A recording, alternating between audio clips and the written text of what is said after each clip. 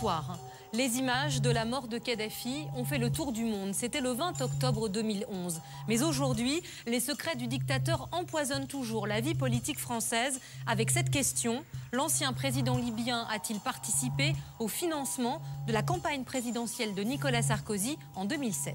Depuis un an, des juges français enquêtent. Ce soir, vous allez entendre un document exclusif. L'enregistrement d'une des dernières interviews de Mouammar Kadhafi. Il y affirme avoir financé la campagne de Nicolas Sarkozy. Vrai ou faux ? Pour répondre à cette question, le journaliste Pascal Henry a convaincu des hommes de l'ombre de témoigner. Ce sont d'anciens membres de la garde rapprochée du dictateur et des Français au cœur de cette affaire. Je m'appelle Pascal Henry, je suis journaliste. Depuis 20 ans, j'enquête sur les affaires troubles de la République. Des affaires où les personnes mises en cause ne se bousculent pas devant micros et caméras. Du scandale du Crédit Lyonnais à l'affaire Elf, qui implique la gauche dans les années 90, aux ventes d'armes avec commissions occultes, qui éclaboussent la droite dans les années 2000, les dossiers s'empilent dans les bureaux des juges, des policiers, des journalistes. En 20 ans, j'ai bien compris que mon travail d'enquête ne débouchait pas toujours sur des preuves irréfutables. Alors, en mars 2011, le 16 exactement, ces images m'interpellent. À l'écran, Saïf al-Islam, le fils aîné de Kadhafi. La France va bientôt bombarder son pays et le voilà qui accuse le président de la République de l'époque, Nicolas Sarkozy. Tout d'abord, il faut que Sarkozy rende l'argent qu'il a accepté de la Libye pour financer sa campagne électorale. C'est nous qui avons financé sa campagne et nous en avons la preuve. Coup de bluff d'un adversaire acculé ou début d'une nouvelle affaire. 3 mois après les déclarations du fils de Kadhafi, je me rends à Tripoli, la capitale libyenne, en pleine guerre. Je pars à la recherche de preuves sur un soupçon de financement au profit de Nicolas Sarkozy. J'ai pu entrer dans le quartier général. Les partisans du guide résistent encore au bombardement. J'y rencontre mes premiers contacts. On me promet des confidences pour plus tard. Aujourd'hui, Kadhafi est mort, son clan est en prison ou en exil, le pays plongé dans le chaos. Et mon enquête piétine. Kadhafi a-t-il financé le candidat Sarkozy pour son élection à l'Élysée en 2007 ? Quels étaient les rapports entre les deux hommes, entre les deux pays ? Qui était vraiment ce dictateur qui a soufflé le chaud et le froid sur la planète entière ?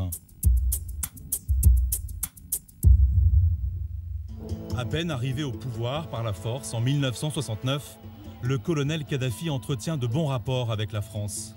Il est reçu à l'Élysée. Il achète des armes et des avions de combat. L'idylle ne va pas durer. Très vite, l'homme qui tient son pays d'une main de fer commence à soutenir le terrorisme international au Moyen-Orient, en Afrique, jusqu'en Irlande. Dans les années 80, il commandite des attentats. Berlin en 86, contre des soldats américains. 2 ans plus tard, c'est un Boeing de la Pan Am qui explose au-dessus de l'Écosse à Lockerbie. Bilan 270 morts. En septembre 1989, un attentat détruit en plein vol, au-dessus du désert du Ténéré, un DC-10 de la compagnie française UTA, causant la mort de 170 personnes. En représailles, l'ONU impose pendant 10 ans des sanctions sévères qui mettent le pays à genoux, en le privant de sa principale richesse, le pétrole. Au début des années 2000, l'embargo devient intenable pour la Libye. Kadhafi change de stratégie. Il accepte finalement d'indemniser les victimes de tous ces attentats. Pour les négociations, il peut compter sur son fils Saïf, le plus pro-occidental de la fratrie. Ce rapprochement entre la France et la Libye, Marcel Secaldi en connaît l'histoire. Cet avocat a défendu l'État libyen. Je pars à sa rencontre. C'est aujourd'hui encore un proche du clan Kadhafi. Il défend les intérêts de 4 anciens dignitaires du régime. C'est Saïf al-Islam qui a amené la Libye à se tourner vers l'Occident et à abandonner ou à mettre en suspens le soutien à tous les mouvements de libération qu'il se trouve en Afrique, en Extrême-Orient, voire même en Amérique du Sud. La fin de l'embargo va permettre à la Libye de redevenir très riche. Elle peut désormais exporter tout son pétrole. La fin des sanctions lui permet aussi de récupérer les milliards de dollars gelés par l'ONU qu'elle avait investis partout dans le monde. Michel Scarbonchi est un ancien député européen radical de gauche. Homme de réseau tourné vers l'Afrique, il garde des liens avec certains membres du clan Kadhafi. L'essentiel des investissements libyens pendant 30 ans se sont faits aux États-Unis et en Europe. En 40 ans de pouvoir, Kadhafi aurait investi près de 500 milliards de dollars dans le monde. 250 milliards pratiquement aux États-Unis, 250 milliards en Europe. De l'argent placé en espèces ou en or et de l'argent placé en actions dans des grandes entreprises. La Libye révolutionnaire avait donc le sens du capital, le vrai. Ce document détaille toutes les participations d'un des fonds d'investissement de la Libye, le Libyan Investment Authority. En tout, 64 milliards de dollars placés dans des entreprises mondialement connues, comme Coca-Cola, Caterpillar, ExxonMobil et même Heinz, le roi du ketchup, aux États-Unis. En Europe, la Libye a des actions dans Nokia, Nestlé, les laboratoires Roche et une participation importante, plus de 7%, dans Siemens. Mais ce fonds avait un goût prononcé pour les sociétés françaises. France Télécom, Vivendi, EDF, GDF, les ciments Lafarge, le groupe Danone. En tout, des actions dans les 70 plus grosses sociétés occidentales. Mais Kadhafi n'a pas placé son argent qu'en Occident. À coups de millions de pétrodollars distribués, il compte mener l'Afrique à la baguette.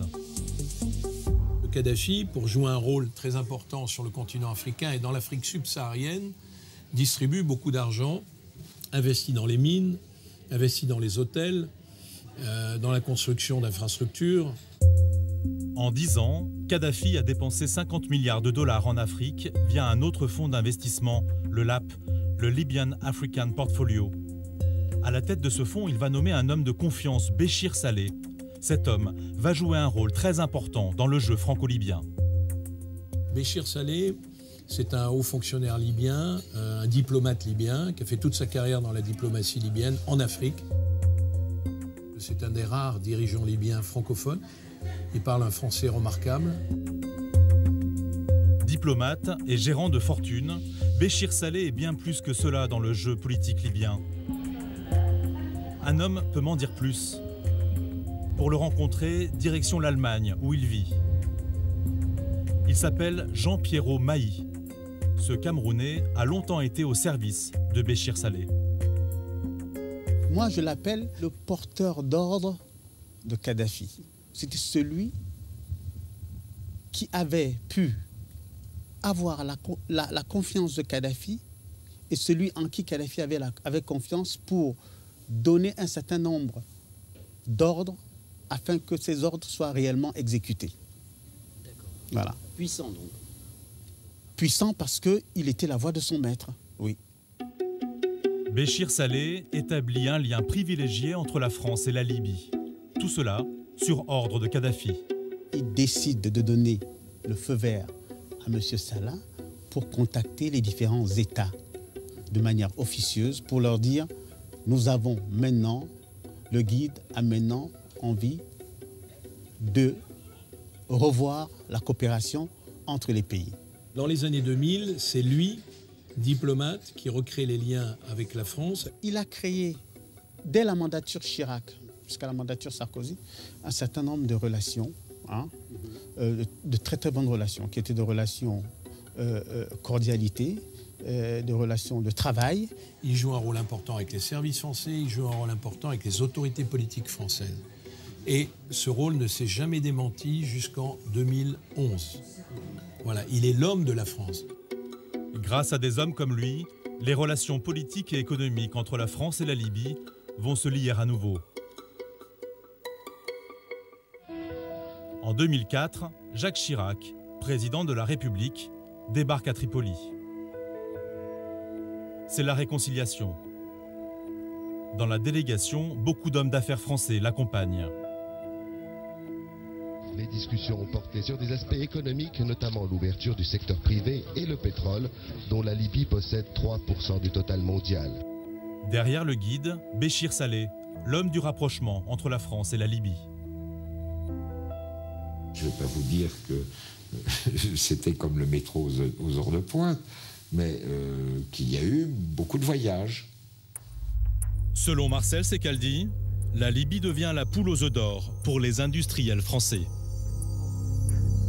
C'est vrai que c'était important parce que la Libye était rentrée de nouveau dans le concert des nations, que la Libye pouvait être un client potentiel important pour la France. Il ne se passait pas, par exemple, une semaine sans qu'il y ait des messages entre la France et la Libye.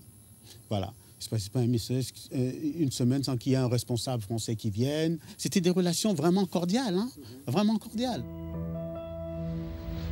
Un témoin privilégié a assisté à toutes ces visites. C'était l'un de mes contacts lors de mon premier voyage en Libye, en juin 2011, pendant la guerre. C'était à Bab el-Azazia, le QG de Kadhafi. Ce témoin, c'est Zora Mansour, la numéro 2 des Amazones, la garde féminine de Kadhafi. 2 mois après ces images, elle a été capturée et torturée. Aujourd'hui, elle vit à Tunis, où elle s'est réfugiée. L'ancienne kadhafiste a fini par accepter une interview. J'ai rendez-vous dans cet hôtel du centre de la ville. Mais finalement, Zora Mansour refuse d'être filmée. À son insu, j'enregistre ce qu'elle dit avoir connu des relations franco-libyennes. Je suis dans l'entourage de Kadhafi depuis 1977. Je faisais partie de sa garde personnelle. Et j'ai travaillé en tant que conseillère politique au ministère des Affaires étrangères, sur le dossier France. Depuis 1990, je sais tout ce qui se trame dans les relations franco-libyennes. Ce que je peux vous dire, c'est que Kadhafi souhaitait un véritable partenariat avec la France et l'Union européenne en général. Le partenariat commence par des contrats d'armement. Bernard Chenel était aux premières loges. Ancien éleveur de chevaux en Normandie, il est aujourd'hui vendeur d'armes, notamment pour Thales. Je le retrouve à Deauville. Cet intermédiaire officiel, je l'avais déjà rencontré au cours d'une autre enquête. Très tôt, il va se positionner sur ce marché libyen, très prometteur. La Libye va s'ouvrir, c'est un Eldorado. Alors moi, il est évident que j'ai saisi la balle au bond.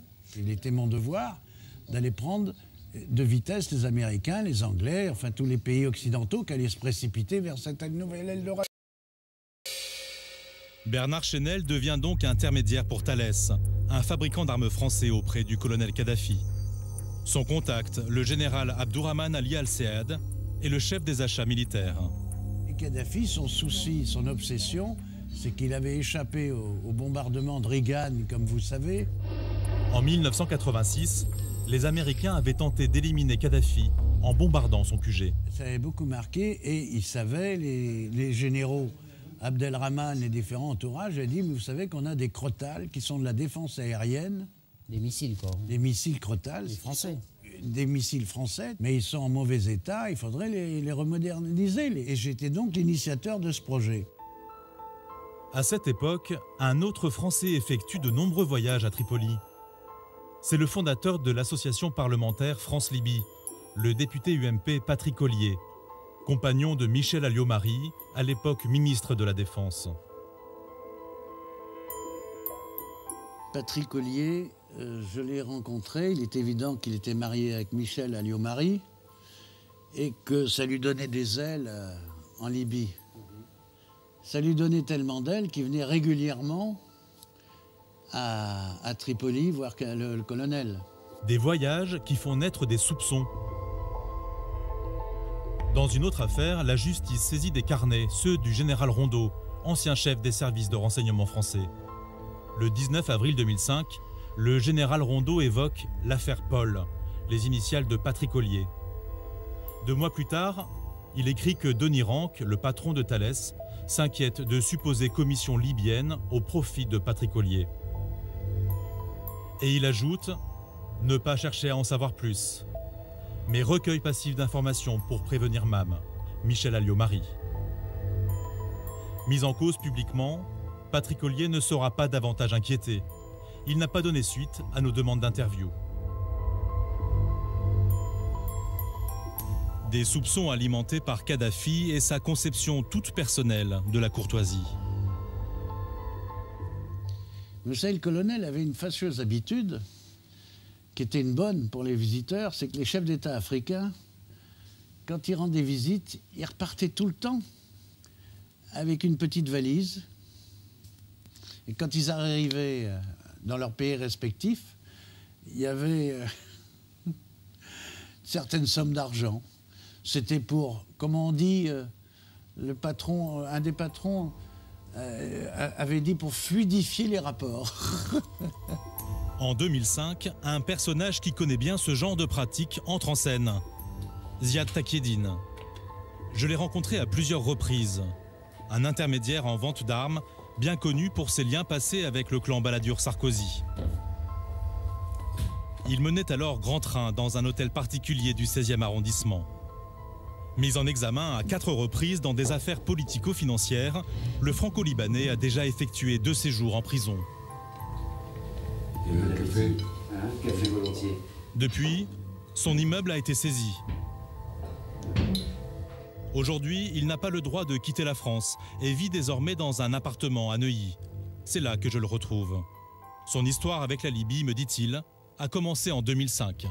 Un jour, en septembre 2005, un ami à moi, libanais, me présente Saif el-Islam Kadhafi, donc le fils du colonel Kadhafi, à un dîner dans un restaurant à Paris. Le contact entre les deux hommes passe bien et Saïf al-Islam décide de lui ouvrir les portes de son pays. Donc je décide d'aller en Libye et voir un tout petit peu la situation sur place, comment elle était. À Tripoli, Ziad Takieddine rencontre le colonel Kadhafi en personne, ainsi que les hommes forts du régime. Bagdadi Marmoudi, le futur Premier ministre. Choukri Ghanem, le Premier ministre et futur ministre du pétrole. Béchir Saleh, le trésorier du pouvoir. Abdallah Senoussi, le patron de la police politique. Et Moussa Koussa, le chef des services secrets. J'ai trouvé, moi, que la démarche du colonel Kadhafi était de dire pourquoi pas la France? De retour à Paris, Ziad Takieddine informe ses amis politiques. Et je vois Claude Guéant avec Sarkozy, candidat affiché à la présidence de la République. Donc je le vois et je lui raconte ça. En 2005, le marché libyen s'ouvre. Nicolas Sarkozy, alors ministre de l'Intérieur, s'intéresse aux contrats commerciaux avec la Libye. Takieddine l'affirme, il est à présent mandaté par le duo Sarkozy-Guéant pour agir en leur nom. Bernard Chenel, le vendeur d'armes, raconte la surprise de ses interlocuteurs libyens chargés de recevoir ce nouvel intermédiaire. Je vais arriver avec une lettre à l'en-tête. Ministre de l'Intérieur, Monsieur Sarkozy. Je recommande chaudement Monsieur Ziad Takieddine, qui est un homme remarquable pour notre industrie. Thales, ça m'a fait plaisir, Dassault, EADS, enfin toute l'industrie, le complexe militaro-industriel, je le recommande chaudement de travailler avec lui. Et il est très agréé par nous, par le gouvernement français, signé Sarkozy. Et alors, Abdelrahman m'a dit, moi c'était curieux, j'ai vu ce type arriver, il était au courant d'aucun contrat, ni de l'évolution, ni rien, ni dans un sens, ni dans un autre. Bernard Chenel n'a jamais eu sous les yeux cette lettre de recommandation, mais il comprend qu'il est évincé. Quant à l'intervention du nouvel intermédiaire, il a son explication, le financement politique occulte. C'est de la rétrocommission. Qu'est-ce que vient faire M. Ziad Takieddine dans ses affaires? Ziad Takieddine affirme, lui, avoir eu une seule mission, faire de Nicolas Sarkozy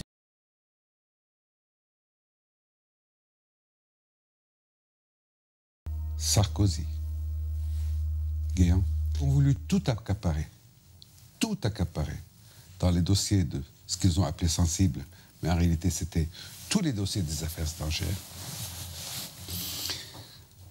de la France. À eux seuls, le chef et son adjudant. Dès 2005, Claude Guéant, alors directeur de cabinet du ministre de l'Intérieur Nicolas Sarkozy, multiplie les voyages discrètement en Libye. Zora Mansour, l'Amazone de Kadhafi, se souvient de l'avoir croisé. Il y avait un conseiller de Sarkozy, Claude Guéant, celui qui a été ministre de l'Intérieur. Il venait rencontrer Saïf al-Islam, le général Abdulrahman et Abdallah Senoussi. En fait, Claude Guéant prépare une visite, celle de son ministre. Nicolas Sarkozy doit bientôt se rendre à Tripoli pour évoquer l'immigration et le contrôle des frontières avec des contrats à la clé. Un déplacement officiel et pourtant, comme le montre ce document rédigé par Ziad Takeddine, les préparatifs se font dans le plus grand secret. La visite préparatoire est inhabituelle. Elle doit revêtir un caractère secret. Pour cette raison, il sera préférable que Claude Guéant se déplace seul et que le déplacement s'effectue sans fanfare. Un secret défense absolu devra donc accompagner les préparations parallèles. En octobre 2005, Nicolas Sarkozy rencontre Mouammar Kadhafi pour la première fois.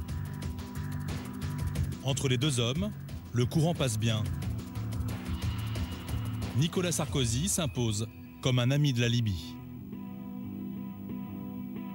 2 ans plus tard, le 6 mai 2007. Un écart conséquent, voici le résultat, c'est Nicolas Sarkozy qui est élu président de la République. D'après un proche de Kadhafi, à peine installé à l'Élysée, le nouveau président reçoit un coup de fil de Tripoli. Au téléphone, Mouammar Kadhafi. Ce contact m'en a remis la transcription.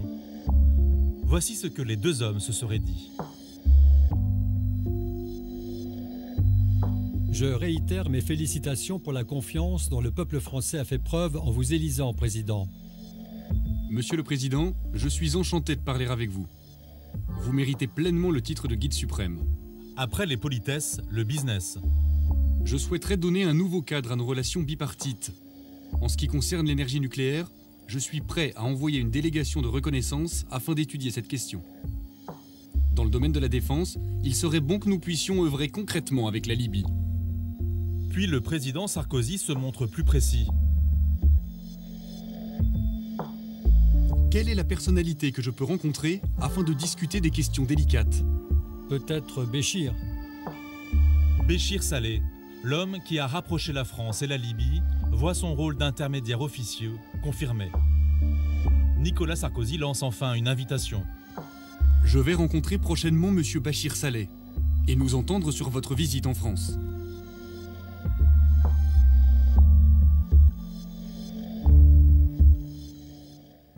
Sept mois plus tard, Sarkozy officialise en grande pompe cette lune de miel. Nous sommes en décembre 2007. Kadhafi plante sa tente à 2 pas de l'Élysée. La République lui déroule le tapis rouge. Un homme se souvient de cette visite, il s'appelle Mofta Missouri. Ce docteur en histoire a fait ses études à la Sorbonne. Pendant 15 ans, il a été l'interprète exclusif de Kadhafi.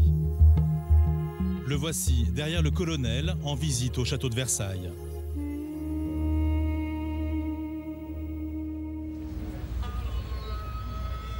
C'est à Tripoli que j'ai fini par retrouver sa trace.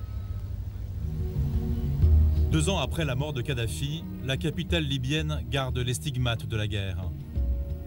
Voilà ce qu'il reste du QG de l'ancien dictateur. Si la ville offre une apparence paisible et commerçante, la Libye vit en fait au bord du chaos, menacée par des milices tribales. Même s'il avait pris ses distances avec le régime juste avant la guerre, l'ancien interprète de Kadhafi reste sur ses gardes. Il a accepté l'interview avec difficulté et à l'abri des regards dans cet hôtel modeste. Le séjour parisien du maître libyen, il s'en rappelle très bien. C'était d'abord une visite officielle à l'invitation du président Sarkozy. On est allé là-bas, on a chassé, on a fait des tours en ville, si j'ose dire. On a acheté même sur les quais de la Seine des bouquins d'occasion. La visite est controversée, mais elle est le prix payé pour tenter de décrocher des contrats. Sarkozy disait toujours au guide de la Révolution qu'il était l'ami de tous les jours, qu'il n'était pas l'ami d'un jour. C'est sa façon de parler, qu'il était prêt, n'est-ce pas, à aider la Libye, à revendre à la Libye ou à vendre à la Libye tout ce dont la Libye avait besoin. La Libye a signé 12 accords avec la France, dont je me suis occupée directement parce que j'étais en charge du dossier France. Nous avons fait un accord pour acheter des Airbus, un réacteur nucléaire civil à Areva et des avions Rafale.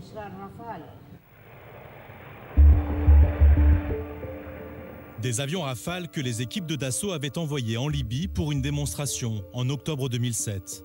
Le contrat semble alors à portée de main.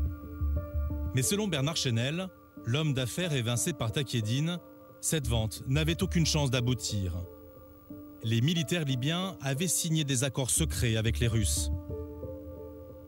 Et les politiques français, affirment-ils, le savaient. Je savais très bien, au cœur étant dans l'affaire, que ça ne se ferait pas, que c'était les avions russes qui allaient être achetés. Le Rafale, c'était pour faire joli, c'était pour faire passer, le pouvoir politique français faisait ça pour faire passer toutes les petites combines qu'on pouvait faire, politico-financières, qu'on pouvait faire, alors, que ce soit M. Guéant, que ce soit M. Saleh, M. Ziad Takieddine, M. machin, comme ça, il y a le Rafale, mais personne ne se faisait d'illusions. À Paris, Kadhafi ne signe pas de contrat, seulement des promesses d'achat de 21 Airbus et des équipements militaires, à la clé 7 milliards d'euros. Mais pendant les 3 ans de lune de miel entre la France et la Libye, aucun contrat important n'ira à son terme. Fin 2010, le monde arabe se met à trembler. La Tunisie se soulève contre Ben Ali, suivi de près par l'Égypte. Le 15 février 2011, c'est au tour de la Libye. Une manifestation réprimée dans le sang à Benghazi marque le début de la révolte. Elle se répand partout en Libye. Très vite, Kadhafi veut faire savoir en France qu'il a la situation bien en main. À sa demande, Ziad Takieddine lui organise à Tripoli une interview avec un hebdomadaire français. J'ai organisé une interview avec le président Kadhafi pour un journaliste qui m'avait demandé de la part du journal du dimanche. Le journaliste qui interviewe Kadhafi s'appelle Laurent Valdiguier. Tout se déroule comme prévu, jusqu'à la dernière question du reporter. Valdiguier, le journaliste du journal du dimanche, voilà, commence à dire on raconte que vous avez financé des campagnes politiques, de partis politiques en France, ailleurs, et M. Sarkozy.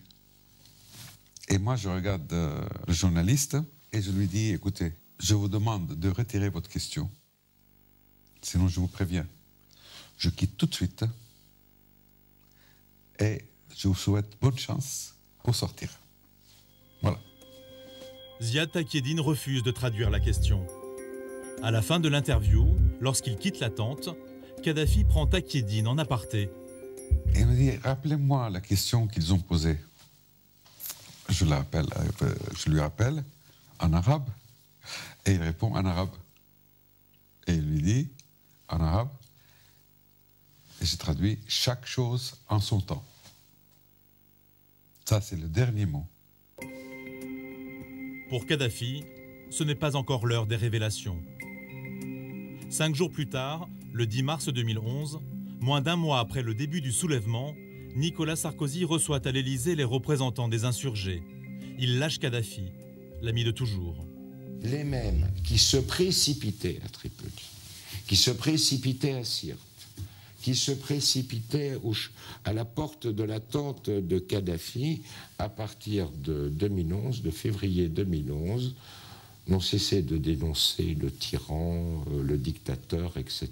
Il ne comprenait pas pourquoi Sarkozy avait changé son attitude ou ses attitudes vis-à-vis de Kadhafi d'une façon radicale. Pourquoi ce coup de théâtre? Pourquoi ce volte-face? La guerre n'est plus loin. L'ONU va bientôt autoriser les frappes sur la Libye. Pour Kadhafi, le temps est venu de répondre à ces rumeurs de financement politique. Le 15 mars 2011, la journaliste Delphine Minoui, qui suit les événements à Tripoli pour Le Figaro, décroche la dernière interview de Kadhafi. Elle est explosive. C'est Kadhafi qui a choisi de me rencontrer moi parce que je travaille pour Le Figaro, parce qu'à l'époque, c'était Nicolas Sarkozy et qu'on connaissait les liens étroits entre le journal et le président de la République. Un 4x4 officiel attend la journaliste au pied de son hôtel. Direction Bab al-Azazia, le quartier général de Kadhafi. Un bunker, je dirais, très très protégé, des murs d'enceinte, de nombreux barrages, des checkpoints. Au loin, on reconnaît cette bâtisse, la bâtisse de Kadhafi qui avait été attaquée par les Américains en 1986. Et puis la tente de Kadhafi, la même tente d'ailleurs qu'il avait emmenée à Paris quand il était venu rencontrer à l'époque Sarkozy. Et j'arrive sous cette tente et Kadhafi était déjà assis sur un fauteuil en plastique, des lunettes complètement teintées. Et entre nous deux, il y a Mofta Missouri. Et l'interview commence. Delphine Minoui m'a confié l'enregistrement de cet entretien. Un document sonore exceptionnel, posthume, et encore jamais diffusé. Qui sont à ce jour vos pays amis? On y entend parfaitement les questions de la journaliste. Les réponses du colonel Kadhafi. Sauf mon ami Sarkozy. Le tout traduit par Mofta Missouri. Et puis je continue à lui poser des questions comme ça sur l'état d'avancée de la rébellion, etc. Et je commence à le sentir très nerveux. Il fait des phrases très courtes, il bâille pour faire comprendre qu'il s'ennuie. Et arrive la question que je lui pose concernant Sarkozy. Vous êtes connu pour être un ami de la France. Est-ce que vous vous êtes senti lâché par le président Sarkozy? Oui, effectivement. Oui, effectivement. Vous avez été étonné? Oui, effectivement. Kadhafi se redresse dans son fauteuil, se racle la gorge et commence à me dire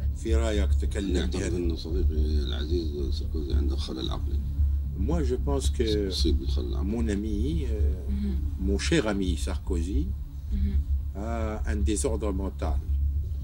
Et il affirme. Moi j'ai été étonné. Je n'ai rien dit. Notamment, c'est moi qui l'ai fait arriver au pouvoir en France. Il a complètement changé de ton. Il veut parler, donc je le relance en lui demandant plus de détails. Comment justement? Nous lui avons donné le financement nécessaire pour qu'il puisse gagner les élections chez lui. Et il commence à me dire que oui, à l'époque, pendant sa campagne présidentielle, Sarkozy lui a rendu visite. Il était venu ici, sous cette tente-là, et il m'a demandé un soutien financier, si vous voulez, et on l'a soutenu financièrement. Et il a gagné les élections. Pourquoi à l'époque vous avez accepté de financer sa campagne? Pour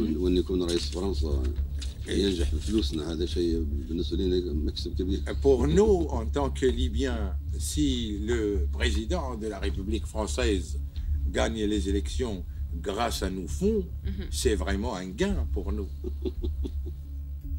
Et la dame lui a demandé à hauteur de combien?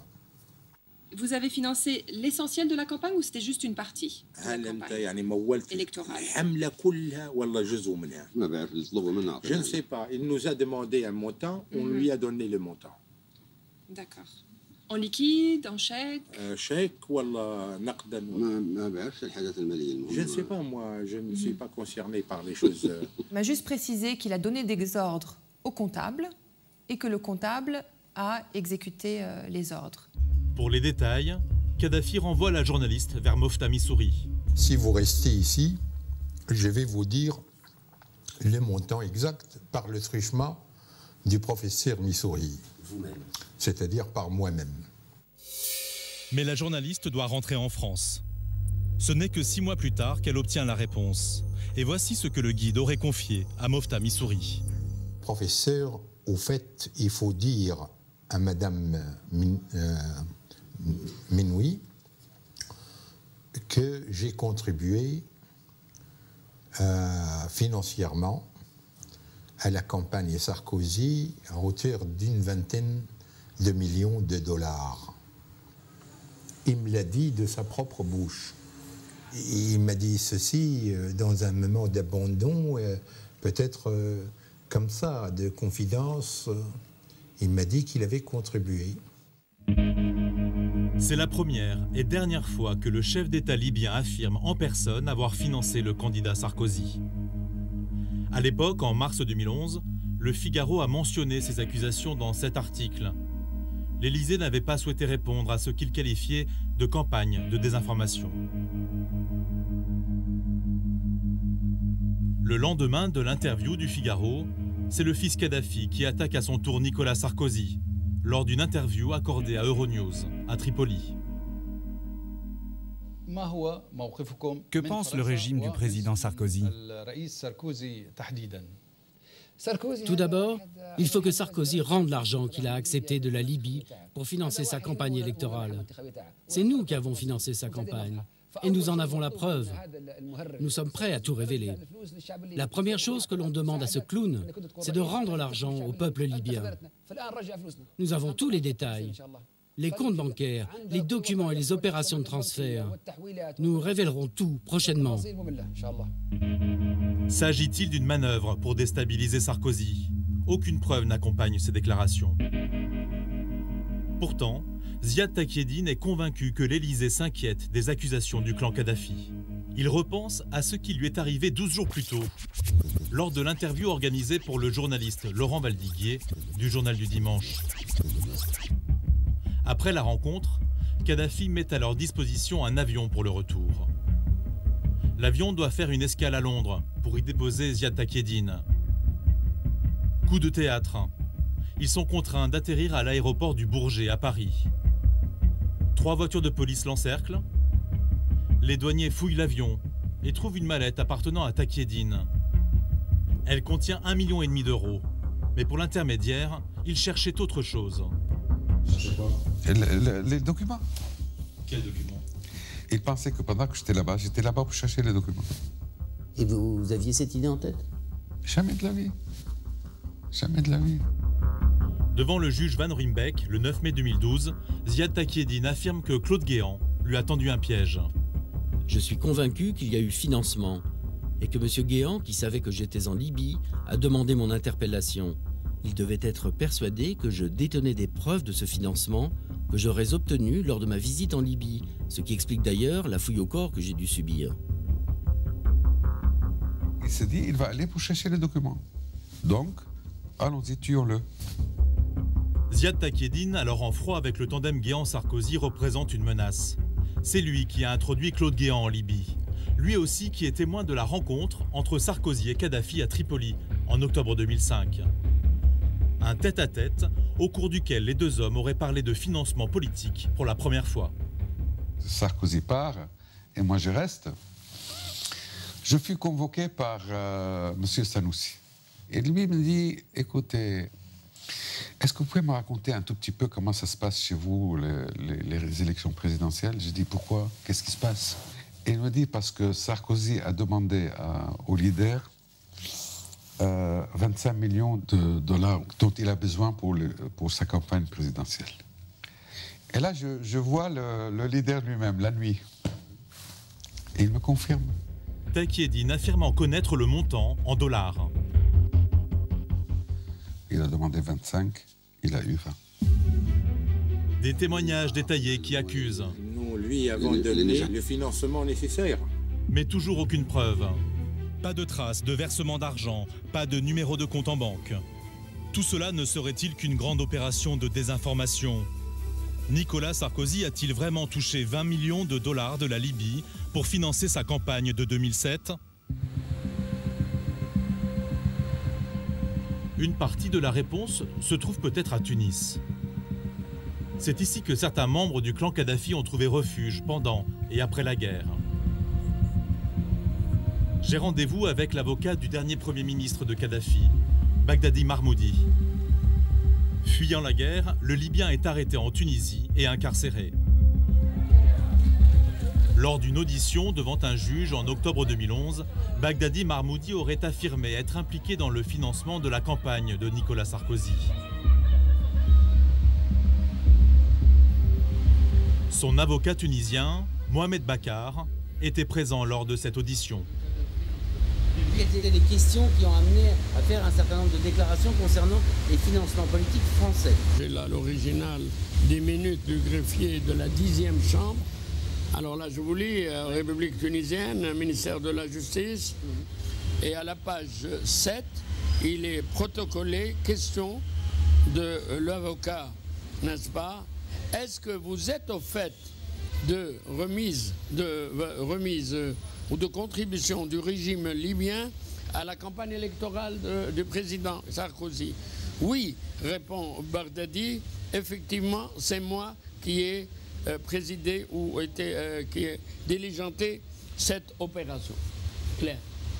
Il dit ça? Oui. Et il donne des détails? Non. Non, non, c'était pas l'objet d'une... On ne le demandait pas d'ailleurs. Il confirme? Il confirme, tout simplement. Voici le document que l'avocat me présente comme authentique. Je l'ai fait traduire. La phrase est bien là. À la question selon laquelle Bagdadi avait une implication dans le financement de la campagne électorale de Sarkozy, il a confirmé. Maître Bakar affirme par ailleurs que l'ancien Premier ministre libyen lui a dit lors d'un parloir avoir remis une valise d'argent à l'équipe de Sarkozy.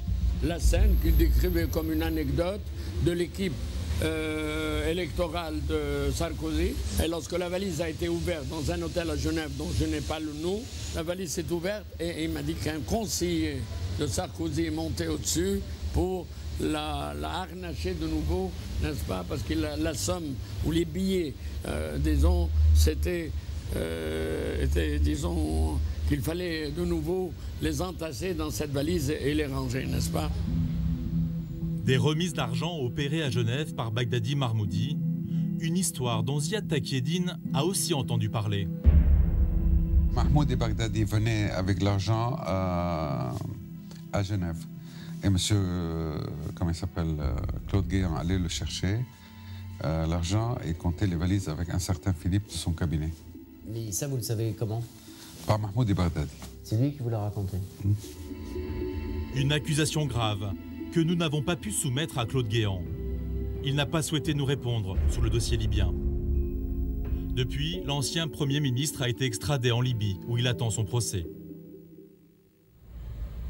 À Tunis, toujours, un de mes contacts français proches des réseaux kadhafistes me propose une rencontre un peu particulière. C'est Pascal à l'appareil. Ça va, tu es arrivé? Ouais, on est en voiture. Où on peut se donner rendez-vous où? Hôtel Majestic. Hôtel Majestic. Ok, à tout de suite. Ok, à tout à l'heure. Il m'a organisé un rendez-vous avec un certain Taher. L'homme se dit journaliste et a des révélations à me faire. Il était très proche des kadhafistes aux dernières heures de leur règne. En 2011, pendant la guerre, il aurait été arrêté à Tripoli puis torturé par des Français. Il a porté plainte en novembre dernier contre la France pour traitement inhumain. J'ai été enfermé pendant 72 heures, sans eau ni nourriture. Pourquoi lui, ils l'ont arrêté et torturé? Il cherchait des ministres qui ne s'étaient pas encore enfuis, quelques journalistes ou notables qui avaient une influence en Libye. C'est vrai que j'avais leur numéro de téléphone sur mon portable, comme celui de Saïf ou de Saadi, les fils de Kadhafi. Les fils de Kadhafi. Oui, tous les fils de Kadhafi. Est-ce que vous avez participé d'une façon ou d'une autre au financement, enfin, ou au transport des fonds à destination de la France? Non, mais j'en ai eu connaissance. Quand vous dites je sais, ça veut dire quoi? C'est-à-dire, est-ce qu'il y a une date, un moment, un montant, des gens qui ont été... Ce que je sais, c'est qu'à une période donnée qui correspond aux élections en France et le soutien de Sarkozy, il avait besoin d'un certain montant. Et la Libye a versé cet argent à Sarkozy. Et c'était quoi le montant? C'était combien? 50 millions d'euros pour Sarkozy et 7 millions pour les intermédiaires. De 20, on passerait à 50 millions. Un montant dont j'ai déjà entendu parler dans cette histoire. Entre les deux tours de l'élection présidentielle le 28 avril 2012, le site Mediapart lance un pavé dans la mare. Il met en ligne ce document. Ce serait le projet d'accord pour le financement de la campagne de Sarkozy par la Libye, signé de la main de Moussa Koussa, le chef des services secrets libyens. Il autorise Béchir Saleh à procéder au versement secret. Un document jamais authentifié et sur lequel planent de sérieux doutes. Nicolas Sarkozy porte plainte pour faux. Une enquête judiciaire est en cours. Pour Taher, non seulement le montant est exact, mais la transaction aurait été filmée. Dans ces vidéos, il y a les échanges, les discussions et le détail du premier versement d'argent. Et c'est possible de le voir? Non. Je veux dire, pourquoi? Est-ce que, si je vous les montre, cela garantit la sécurité de Saïf al-Islam? Quel lien entre les deux? Saïf al-Islam faisait partie des personnes qui s'occupaient de la distribution de l'argent. Lui, Abdallah Senoussi et Béchir Saleh. Oui, mais là, on peut vous accuser de manipulation si on n'a pas un élément un peu plus précis. Moi, je ne veux pas me mettre dans une situation où je peux me faire balayer. Il y a un groupe de personnes au niveau de l'État français qui sont mouillées dans cette affaire. Et moi, j'ai peur pour moi. Et Claude Guéant, vous l'avez rencontré? Ça se fait. Une transaction filmée, la ficelle paraît énorme. Et pourtant, un témoin nous assure que Kadhafi enregistrait discrètement toutes ces rencontres. L'interprète du guide témoigne. Mofta Missouri était aux premières loges.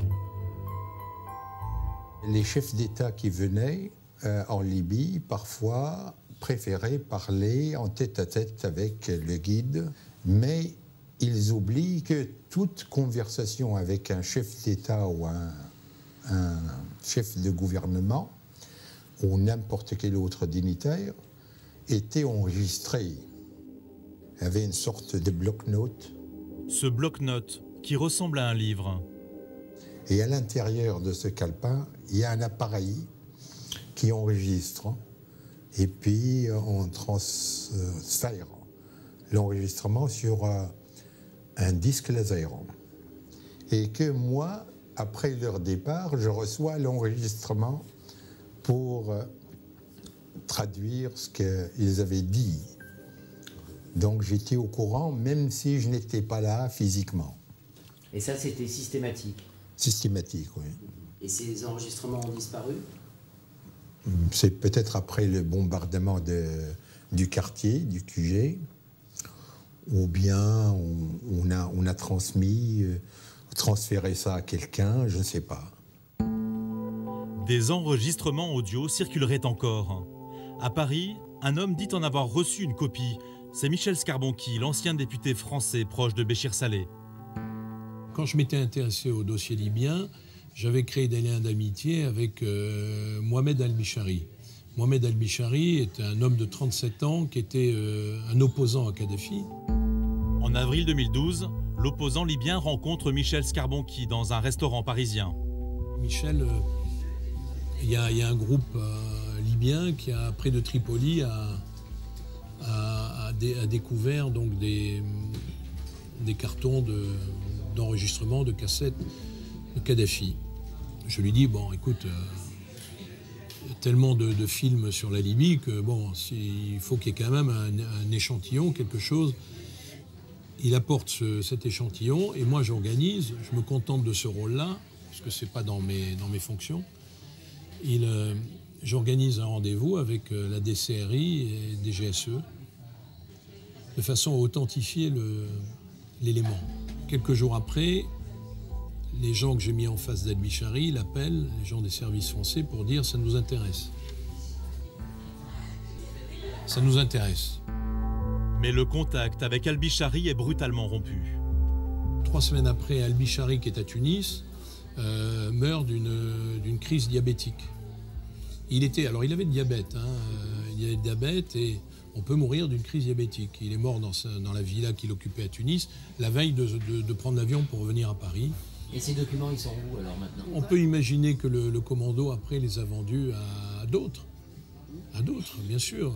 Vous savez, j'imagine que des services étaient prêts à payer très cher ce type de documents. Donc, ça a peut-être été récupéré par d'autres. Surtout quand ça implique des personnalités occidentales diverses et variées.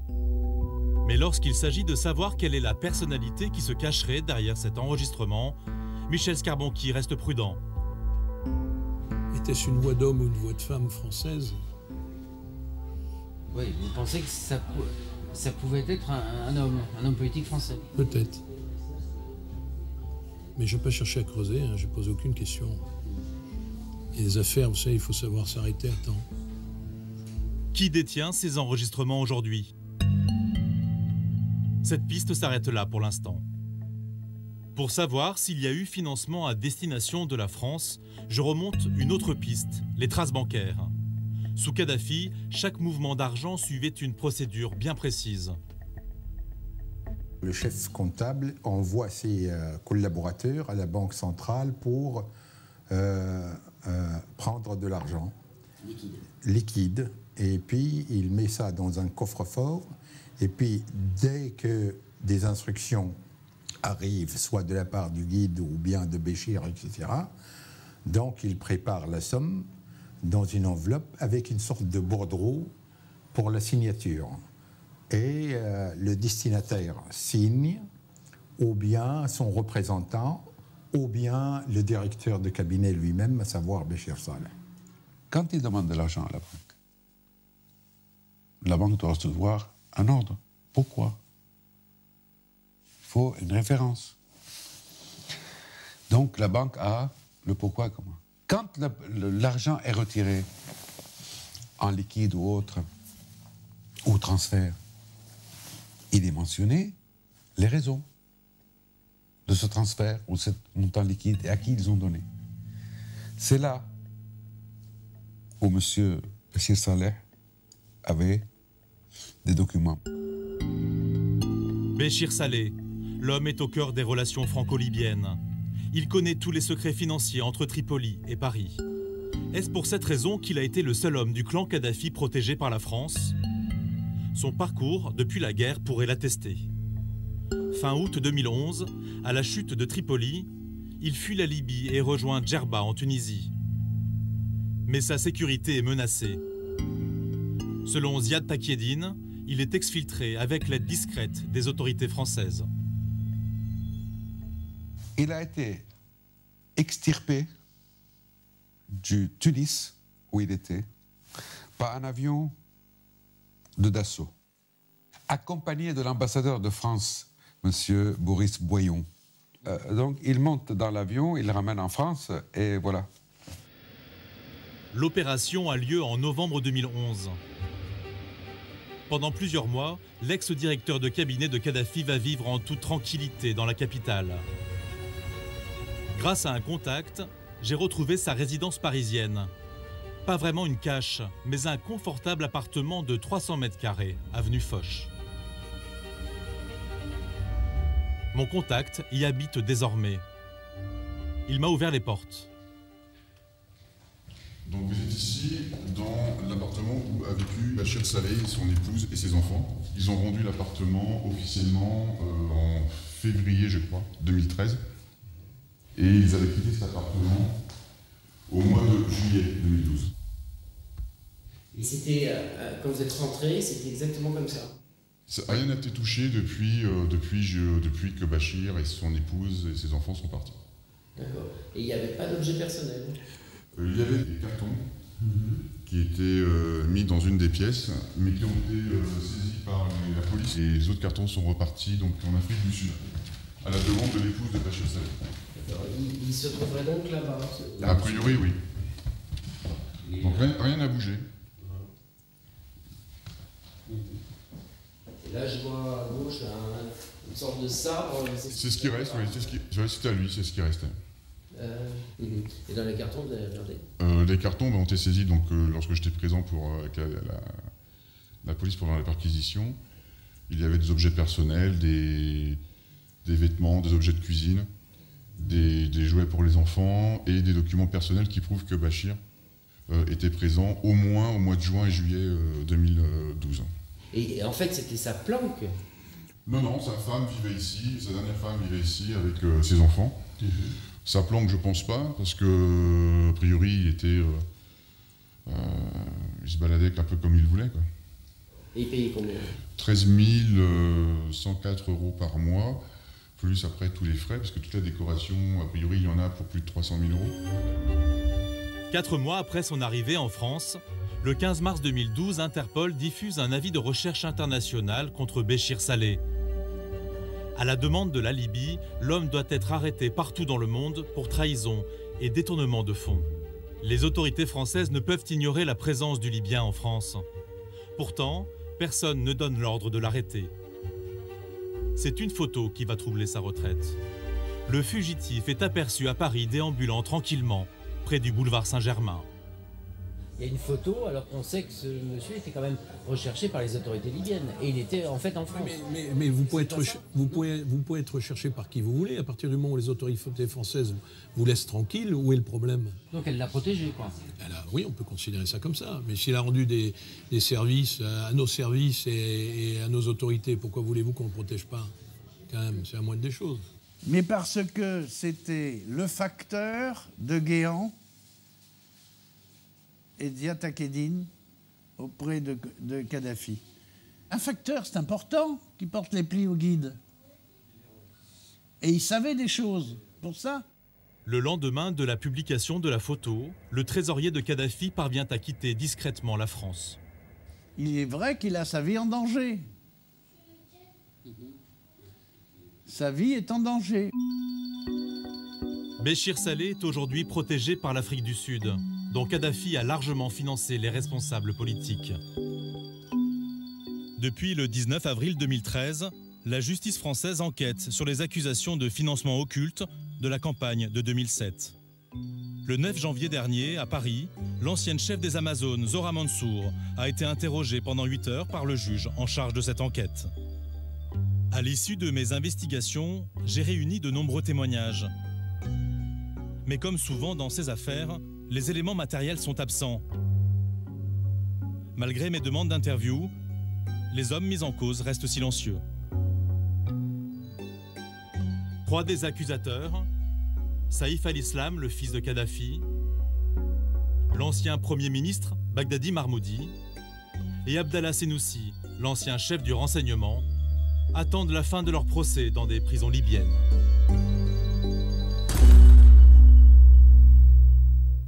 Nous retrouvons sur ce plateau Michel Scarbonchi, député européen de 1997 à 2004, sous les couleurs des radicaux de gauche. Bonsoir. Bonsoir. Vous êtes consultant international aujourd'hui, spécialiste de l'Afrique, et Pascal Henry, auteur de l'enquête que nous venons de voir. Bonsoir. Bonsoir. Pascal. Nous avions bien sûr lancé une invitation pour ce plateau à Nicolas Sarkozy et Claude Guéant. Ils n'ont pas donné suite. Pascal, je me tourne d'abord vers vous. Quelle est leur position dans cette affaire et qu'est-ce qu'on vous a répondu exactement? Alors, je les ai contactés une première fois au cours de mon enquête pour leur demander des explications sur telle ou telle partie.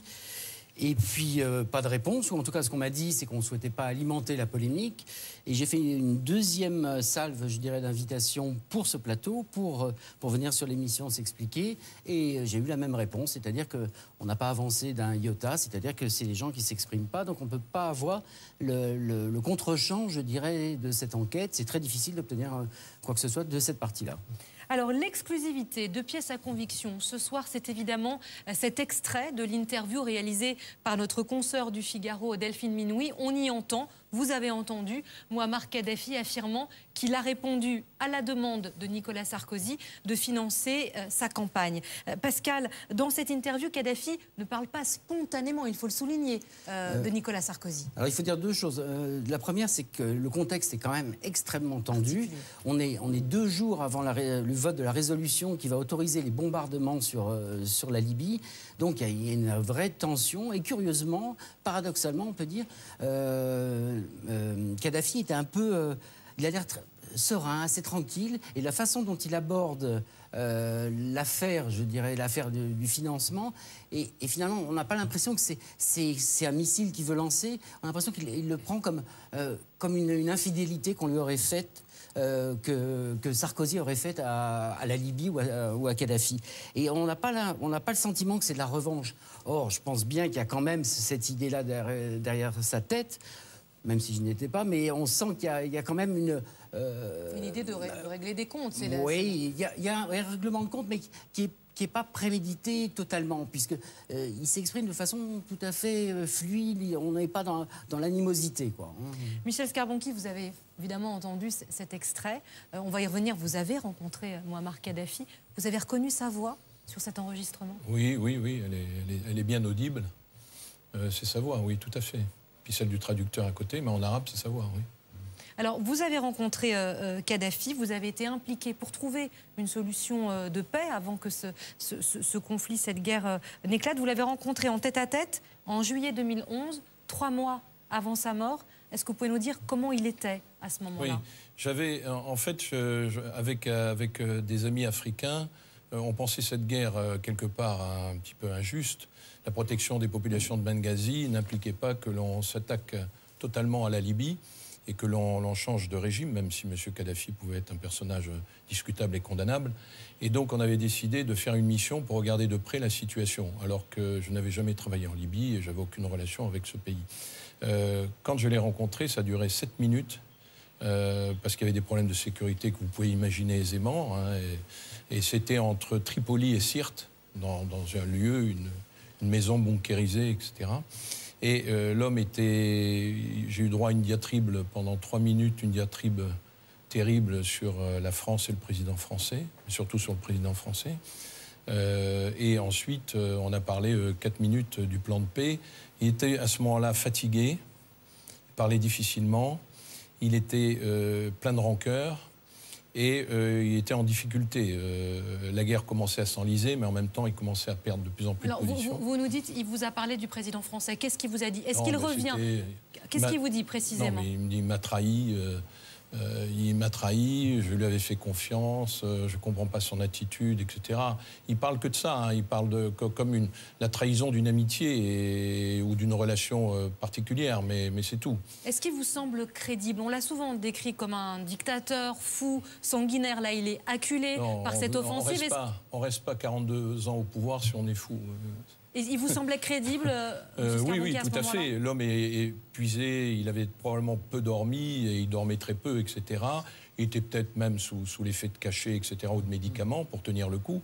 Hein, je l'ai trouvé très épuisé, mais il s'exprimait correctement, lentement, mais correctement. Alors, vous avez rencontré aussi M.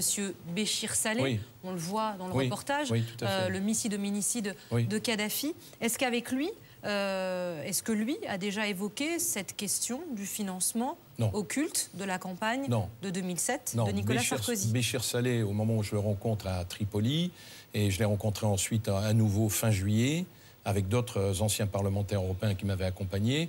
Et ensuite, je l'ai rencontré à Paris, bien sûr, lorsqu'il est arrivé en France. On a, à ce moment-là, à Tripoli, on n'aborde pas ces problèmes-là. On est là pour parler du plan de paix et d'une sortie à la crise. Et on y contribue comme des délégations de parlementaires chinois, américains ou russes qui sont présents au même moment à Tripoli au mois de juin, juillet, août. On n'aborde pas les problèmes de financement. Pourtant, il est beaucoup cité, hein, M. Béchir Saleh, comme étant celui qui envoie les messages, celui qui donnerait l'argent. Béchir Saleh est l'homme de la France. Béchir Saleh, depuis 1995, est l'homme des relations particulières entre la Libye et la France et des relations politiques. C'est l'homme des relations avec nos services. Les services secrets, c'est l'homme des relations pour les intérêts français. Parce que c'est un francophone et c'est un des rares Libyens qui est un francophone et qui est tourné naturellement vers la France. Les autres sont tournés vers la Russie, vers la Chine ou vers l'Italie ou la Grande-Bretagne, mais pas naturellement vers la France. Donc il faut l'avoir à l'esprit. Pascal Henry, on imagine qu'à l'Élysée, on suit cette affaire de très près? Ah oui, d'autant que pour Nicolas Sarkozy, c'est peut-être l'unique casserole judiciaire qui peut rester dans les différents dossiers qui ont été évoqués ces dernières années, l'affaire Bettencourt, etc. Le dossier libyen, c'est la vraie casserole. Et donc, de l'autre côté, c'est peut-être une aubaine pour l'Élysée dans la perspective des élections présidentielles de 2017. On peut se dire qu'il y a des intérêts en jeu assez forts. Michel Scarbonchi, vous êtes politiquement proche de François Hollande. On parle aussi d'une équipe rapprochée qui suit ce dossier, qui est très au fait de tout ça. Est-ce que vous nous le confirmez? Non, à ce moment-là, à l'époque? Non, aujourd'hui, autour de François Hollande. Aujourd'hui, je pense que le président de la République a suffisamment de champs d'action et de difficultés à gérer le pays pour pas avoir comme préoccupation essentielle. Il laisse faire la justice, il y a des juges qui enquêtent, il faut laisser travailler les juges. Oui. Maintenant, que le ministre de l'Intérieur ou que d'autres surveillent ce dossier plus particulièrement, probablement. Je vais vous donner un exemple. La fille d'Abdallah Senoussi, donc le patron de la police secrète et le beau-frère de Kadhafi, sa fille est venue plaider à l'Élysée la cause de son père qui est emprisonné à Tripoli. Il faut se rappeler quand même qu'il est considéré comme le responsable des attentats du vol UTA, mais il a des secrets, évidemment, sur les financements politiques. Takedine le dit dans l'interview dans le film, comme quoi c'est lui qui vient lui demander comment on fait pour financer une campagne électorale en France. On l'a entendu dans votre reportage. On va en venir aux preuves, Pascal, parce qu'il y a beaucoup de témoignages, un faisceau, évidemment, de présomptions que vous dessinez. Qu'est-ce qui peut exister comme preuve matérielle du financement secret qui est évoqué dans votre reportage, de ces financements libyens? Il y a la Banque centrale libyenne, on en parle, il y a ces enregistrements. La Banque centrale, il y a des documents. Peut-être que Mofta Missouri, l'interprète, a gardé quelques éléments. Il ne me l'a pas dit, mais c'est possible. En tout cas, à la Banque centrale, il y a des choses, mais sauf qu'aujourd'hui, le pouvoir a changé à Tripoli. Et donc, ceux qui détiennent le pouvoir sont ceux qui ont été soutenus par la France du temps de la présidence de Nicolas Sarkozy. Et quand j'étais à Tripoli, ils m'ont tous dit, nous, on serait très embêtés si on nous demande ce genre de choses, parce que Nicolas Sarkozy nous a aidés à lutter contre cette répression, ou en tout cas contre Kadhafi. Alors, il y a cet échange entre vous deux pendant le reportage, où Pascal évoque le fait que vous avez eu, Michel Scarbonchi, en main un de ces enregistrements. Oui, tout à fait, grâce à Mohamed Al-Bishari, qui était le fils de l'ancien ministre des Affaires étrangères de Kadhafi, qui avait été tué dans un accident de la circulation, mais qui en fait était une liquidation en 1997, parce que le personnage prenait trop d'importance. Mohamed Al-Bishari avait des amis qui étaient un opposant à Kadhafi, un jeune chef d'entreprise. Ça, vous l'expliquez dans le reportage, mais oui. Pour aller plus loin, parce que ce monsieur Bishari, oui. Il est mort juste avant de venir à Paris. Est-ce que vous pensez que c'est une mort naturelle? Il y a beaucoup de disparitions à ce moment-là. Il y a l'ancien ministre libyen, il y a l'ancien ministre du pétrole qui est noyé, qui meurt en Autriche, je crois, à Vienne, oui, ça. Dans la capitale de l'OPEP. Dont il avait été un des principaux personnages d'ailleurs. C'est troublant pour vous, tout cela? Oui, c'est troublant parce que dans ce type d'histoire, il n'y a pas de hasard. Mais Al-Bishari était vraiment diabétique, et donc un diabétique, si vous êtes seul, vous pouvez mourir, etc. Le problème, c'est que quand il porte cette cassette, c'est une cassette cryptée que lui a remis un commando qui a saisi cela près de Tripoli dans une villa appartenant à Senoussi. Vous n'avez aucune idée de ce qu'il y a dans cet enregistrement? Parce que c'est des documents que vous ne pouvez pas écouter. Seuls des services très bien équipés peuvent décrypter ce type de documents. Et ceux qui ont décrypté ne vous ont rien dit? Non, on m'a rien mis parce que je me suis contenté de la remettre parce que ce sont des choses très sensibles. Par contre, ce que je savais, c'est que les Libyens, quand Al-Bishari me donne cette cassette et quand il la remet devant moi, il me dit que c'est une voix d'homme français. Voilà. Après, on nous a expliqué que c'était une voix de femme. Bon. Alors, est-ce qu'à votre avis, un enregistrement d'une rencontre et de propos entre Nicolas Sarkozy et le colonel Kadhafi peut exister, peut avoir été enregistré tant en audio qu'en vidéo? Je ne crois pas, pour une simple raison, c'est que quand il y avait des enregistrements qui étaient faits, ils étaient faits dans le palais présidentiel de Kadhafi. Ils n'étaient pas faits sous la tente. Donc ils étaient faits dans un lieu fermé qui permettait et de filmer et d'enregistrer, et pas sous la tente. Or, que je sache, M. Sarkozy n'a jamais été dans un lieu fermé avec M. Kadhafi, à Tripoli en tout cas, en Libye. Donc je pense par contre il y a des personnalités françaises qui ont sûrement été enregistrées comme des Britanniques, des Américains, comme tout le monde. Il a enregistré de 1991 à 2011. Donc il y a des milliers d'heures d'enregistrement. Il y avait 70 cartons avec des milliers de cassettes, des petites cassettes comme ça. Et donc il y a tout un travail qui a intéressé apparemment les services français. Mais ensuite, on ne sait plus ce qui s'est passé puisque Al-Bishari étant mort, il n'y avait plus de lien. Donc qui l'a récupéré? Qui a récupéré ces documents? Est-ce que ce sont les Américains? Est-ce que ce sont les Britanniques? Le Qatar? L'Arabie Saoudite? La France? Le jeu est ouvert. Qu'est-ce qui pourrait faire que ces preuves sortent ou qu'elles ne sortent jamais? Alors j'ai envie de répondre une chose sur un des témoins assez particuliers que j'ai interviewé à Tunis, qui s'appelle Taher, qui est un kadhafiste, un militant convaincu, j'allais dire. Lui, enfin eux, ils sont dans un jeu une sorte de chantage politique. Oui, ils négocient, on voit bien, ils négocient de la sécurité pour Saïf al-Islam. Voilà, et pour eux-mêmes, c'est-à-dire que c'est ça, on parlait tout à l'heure de l'Élysée, ils essayent d'obtenir une sorte de sauf-conduit ou une reconnaissance, et en échange de documents qu'ils disent détenir, quoi. Alors donc il y a un jeu, une sorte de chantage, on peut dire, hein, ou en tout cas de deal pour à la fois dire ok, vous nous reconnaissez et on vous donne des éléments qui pourraient être contre Nicolas Sarkozy. Michel Scarbon, vous pensez que ça peut sortir un jour? Toute pièce secrète a vocation un jour ou l'autre à faire apparition. On va revenir, Pascal, à la difficulté, vous parliez de Taher qu'on voit dans le reportage, la difficulté que vous avez eue pour qu'on comprenne bien la force de ces témoignages à recueillir justement toutes ces interviews. C'est des gens qu'il a fallu convaincre, qui au dernier moment parfois ont dit non, finalement on dit rien. Absolument, c'est-à-dire que moi j'avais disons que j'avais une visibilité, on va dire, puisque j'étais allé à Tripoli pendant la guerre. En 2011, j'avais rencontré un certain nombre de personnes, des proches de Saïf al-Islam, etc. Et donc, ils savaient qui j'étais, mais ça a été extrêmement difficile. Plusieurs fois, ils m'ont annulé les rendez-vous. Je suis allé 3 fois à Tunis pour finalement obtenir l'interview de Taher. Pour Missouri, à Tripoli, donc l'interprète, le traducteur de Kadhafi, ça a été aussi très dur parce que il a accepté de me rencontrer, j'avais une bonne introduction auprès de lui, mais il refusait la caméra. Ça a été des heures et des reports et des reports et des reports. Il me disait oui, on se voit, Inch'Allah. On a vu que Zora Mansour, l'ancienne numéro 2 des Amazones de Kadhafi, qui est interviewée dans le documentaire, elle a été entendue très récemment par la justice. Est-ce que d'autres témoins, d'autres personnes, Pascal, que vous avez rencontrées, vont être entendues également? Oui, j'ai appris là récemment, c'était hier je crois, que Mofta Missouri, justement, va être entendu par la justice française, mais il n'est pas actuellement en France, mais le juge en charge de cette enquête sur le financement éventuel de la campagne de 2007 a envoyé un policier de la police judiciaire donc, pour entendre le témoignage de Mofta Missouri, qui donc va rentrer dans la procédure en cours actuellement, quoi.